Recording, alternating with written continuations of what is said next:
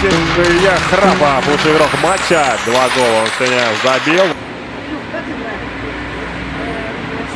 Тяжело было? Да? Но вы выдержали? Скажи, пожалуйста, ты гордишься собой? Я горжусь своей командой. Если вдруг родители скажут: Илюх, слушай, ну не успеваем вот везде, что выберем, вот школу или хоккей? Хоккей. Ну, это моя будущая профессия. Скажи, пожалуйста, а что нужно для того, чтобы стать хорошим хоккеистом? Ну, нужно больше играть в пас. Илья, мы тебя поздравляем.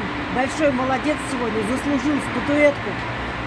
Гордимся тобой, молодец. Давай, старайся, тренируйся и иди к своей мечте, к своей будущей профессии, да? И ты обязательно станешь хорошим и известным хоккеистом.